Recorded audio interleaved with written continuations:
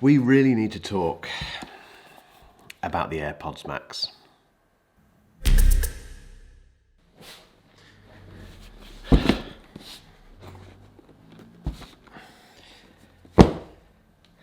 Okay, so I wasn't going to make a video about the AirPods Max this week. That wasn't in the plan. In fact, we've had to move things around to fit this one in, but we've done it for a very good reason, because we had an Apple event this week, and part of that Apple event was a new version of the AirPods Max. We now have just AirPods Max again. There's two changes that we think Apple has. Well, we know Apple has made two changes, but we think they're the only two changes. I'll come on to that later. Equally, I know that lots of people now will be thinking, is it worth buying these headphones in 2024 now that we have a new version?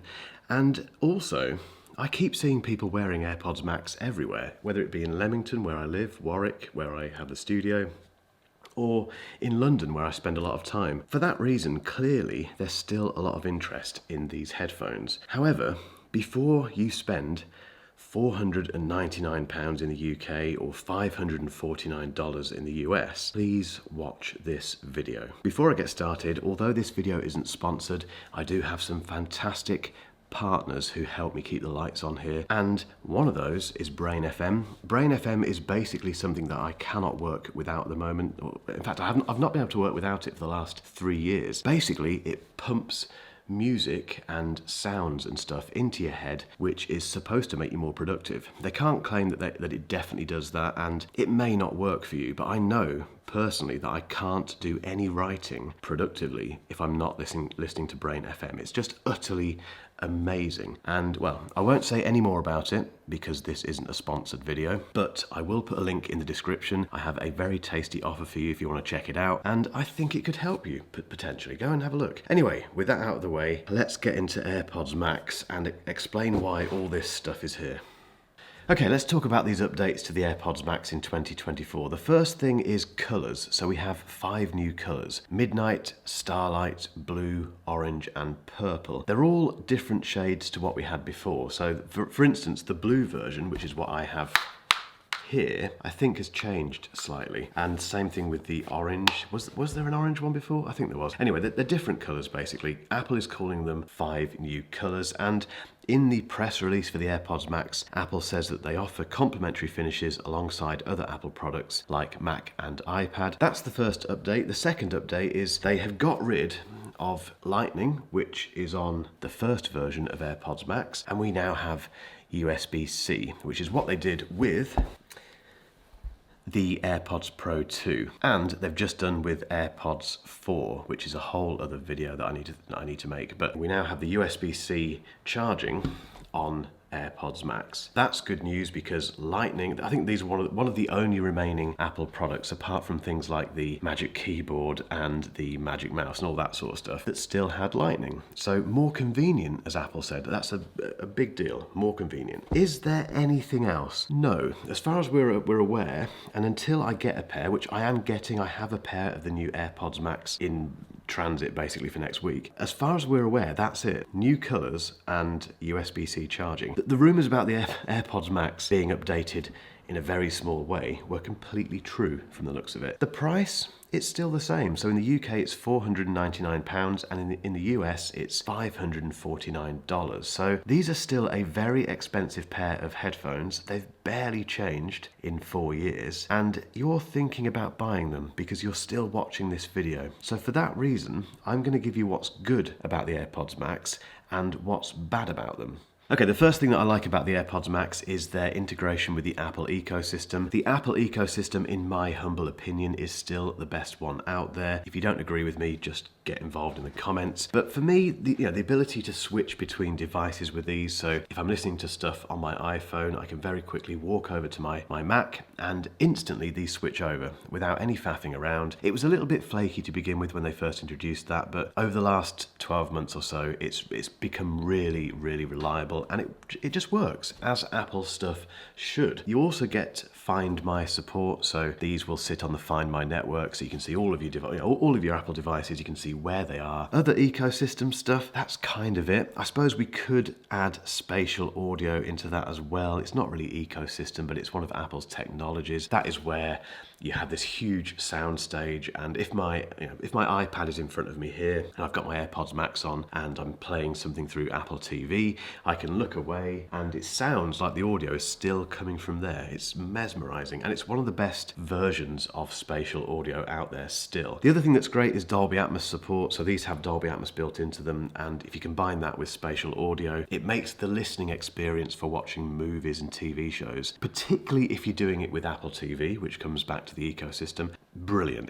What's the other thing? I still think they look quite good. Let's get them out of the case. They do that. When you get them out of the case, they always like smash together, which is annoying, but I think they still look pretty good.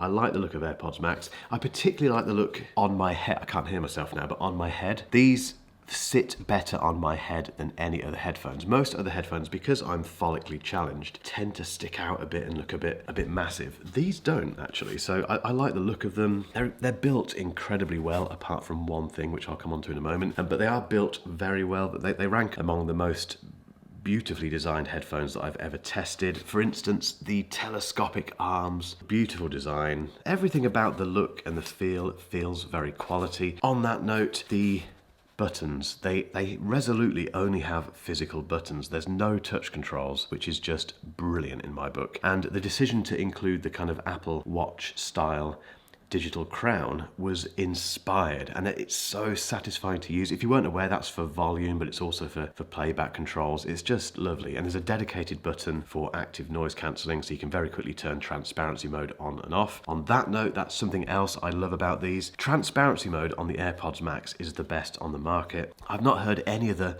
transparency mode that comes anywhere close. I think the Bose Quiet Comfort Ultras come fairly close, actually. I was using those on the plane the other day. They're good, but nothing like this. I don't know why other brands and manufacturers can't get anywhere near Apple when it comes to transparency mode. It's absolutely class leading. The noise cancelling is pretty good as well. It's up there. It's up there with the XM5s by Sony and a few others, and the Bose actually as well. What else was there? That's pretty much it, really. That's the good stuff. Now on to the bad stuff.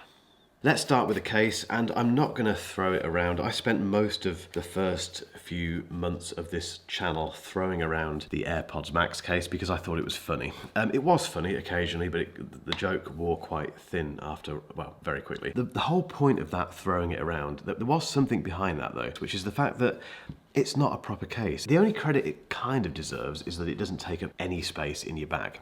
So if you put that in your bag versus, let's say, the Sony XM5 case, which is huge by comparison, you do save some space in your bag, which is quite nice. The problem, it just doesn't cover any of the important bits. So you have all these gaps where, you can damage your headphone. You can basically damage that very expensive finish. The aluminium they've used on these is expensive because they cost a lot, and it just doesn't protect it. The other thing is that it has this horrible material that scuffs really easily and very quickly, so it looks very unsightly very quickly. Whether or not Apple has changed that with the new version, at the very least, if they've changed the type of material, great, I suppose, but no.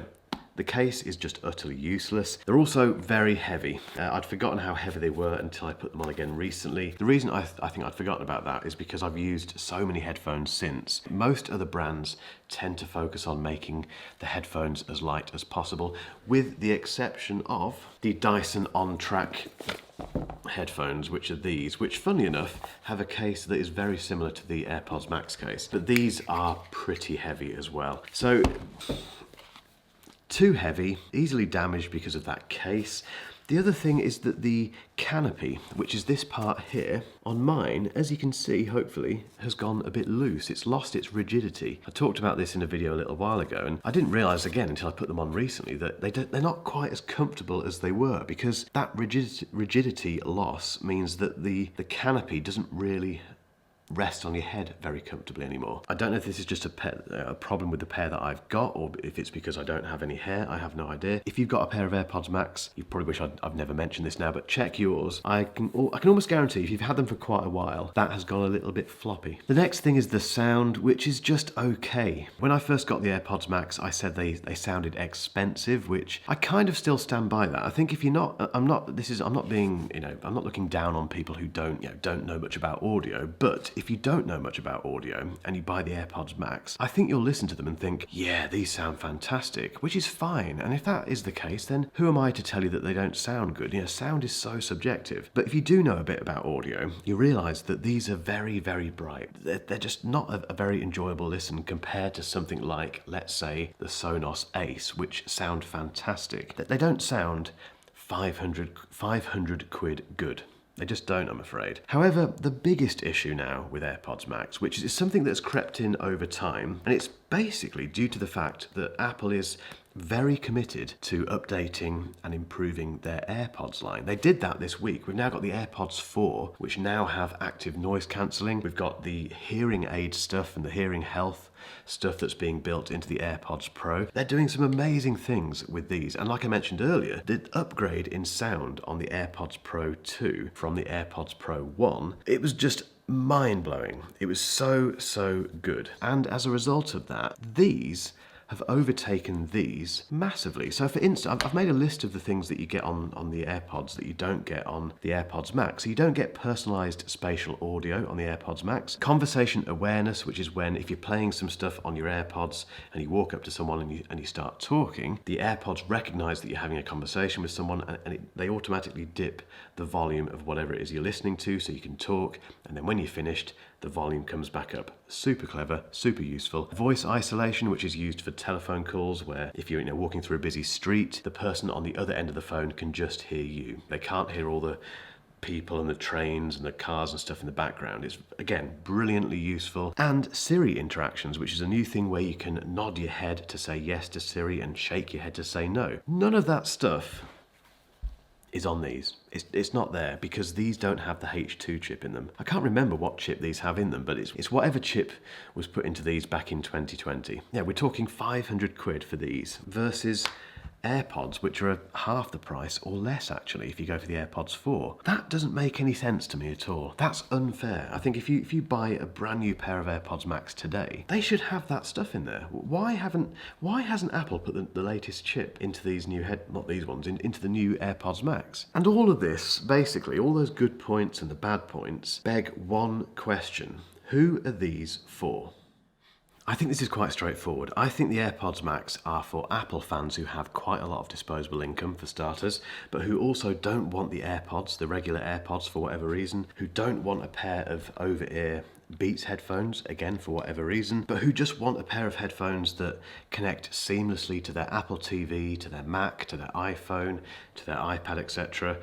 That is the market for AirPods Max, and clearly it's working. So there's definitely a market for AirPods Max, and if you are that sort of person that I've just described, they're for you, 100%, and you won't be disappointed. You'll enjoy them. I'm not judging you either. I've bought a pair. There's a pair on the way, which I will review, and trust me, you won't want to miss that video. Make sure you hit subscribe and the bell not to miss that one. But if you're not that sort of person, there's so many other options. We do have the Beats Studio Pro, which I genuinely love.